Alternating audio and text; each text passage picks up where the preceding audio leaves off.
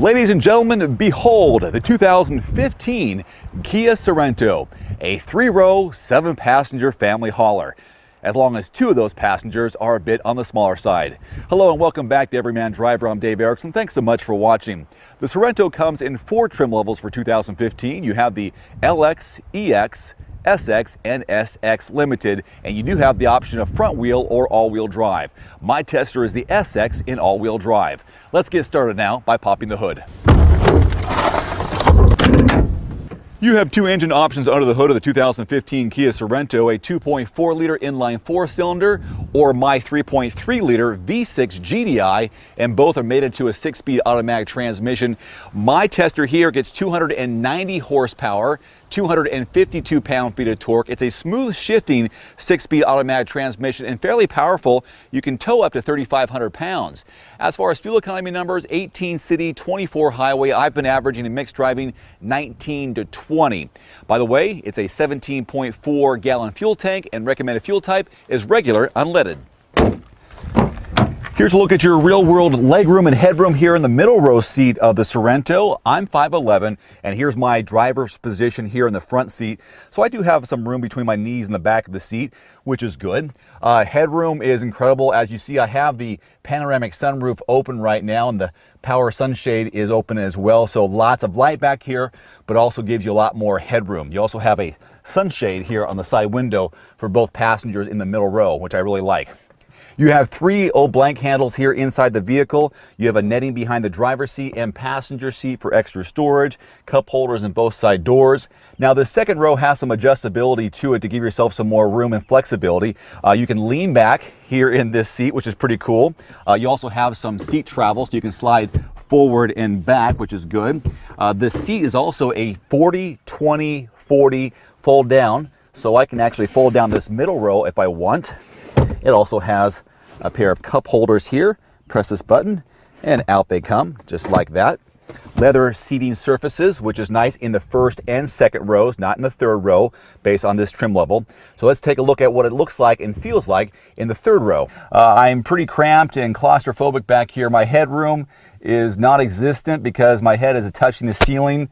The seats are pretty low to the ground, so it's not as comfortable, and this is why I say you want to put your smaller passengers back here, most likely some kids or children in the back row of seats. Put your larger adults in the middle and front 2 seats. By the way, these back seats do fold down in a 50-50 split format. We'll show you more about that now with the cargo room and trunk space. There are a couple of ways to open the power liftgate of the Sorento. If you had the key fob on you, all you have to do is press the black button below the Kia icon. It'll open up. Otherwise, hold the button here in the key fob just for a couple of moments. It'll lift up on its own, which is nice and convenient. Now, you will sacrifice cargo room because you have 3 rows of seats, and this is one of the smallest areas I've seen. Just 9 cubic feet of volume behind this third row of seats. I have 2 pieces of luggage. This full size will not fit, but this carry-on size will fit. I've already tested that. If you have 2 of those, it'll be fine. But anything larger than that, it's really not very useful for anything. Now you can really expand your cargo volume by pushing down this third row of seats, and when you do, this makes it very useful.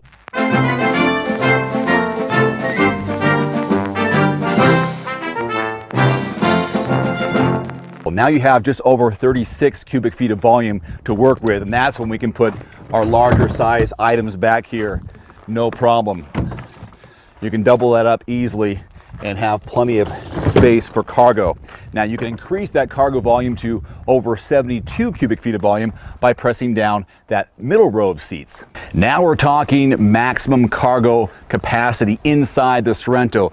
Not the largest compared to other vehicles in its class, but sufficient. I can definitely put my road bike and mountain bike in here with their front wheels on, so that's pretty good. Also, if you want to carry some larger items or flat items like pieces of wood, large boxes, this will be more than enough. By the way, you do have some extra storage right here, plus a jack, and below the vehicle is where you'll find your spare tire. And when you're ready to close the power liftgate, just press this button right here, walk away, it'll close on its own.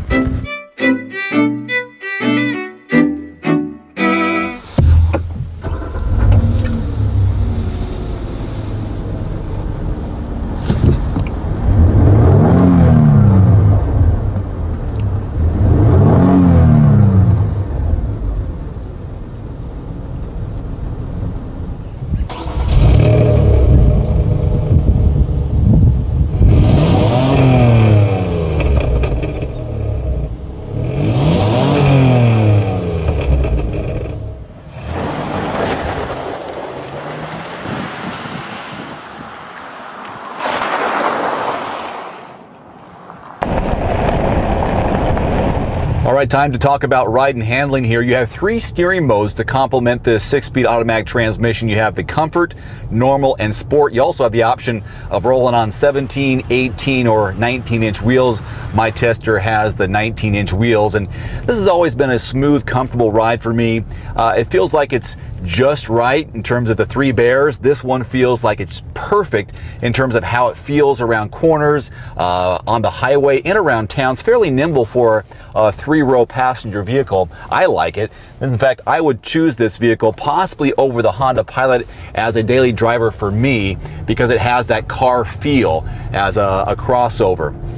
Rivals to this vehicle include the Chevy Equinox, the Ford Edge, the Honda Pilot, as I just mentioned, and the Toyota RAV4. A lot of fun things on the inside that I think you'll appreciate.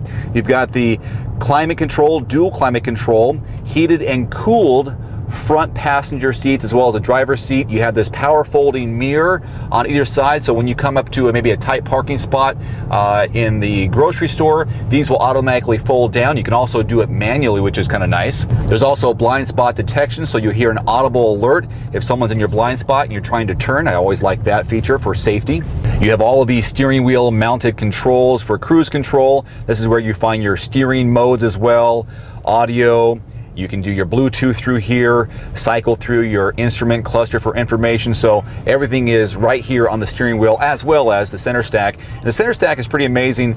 Same as what you find in the 2014, an 8-inch diagonal screen. Very colorful, very easy to understand. I really like this vehicle overall. Not the most off-road worthy, but it is off-road capable, so that's nice. In fact, you can check out my off-road review in the 2014 Kia Sorento here on YouTube. Just check out my playlist titled Off-Road Reviews. I think you'll be entertained.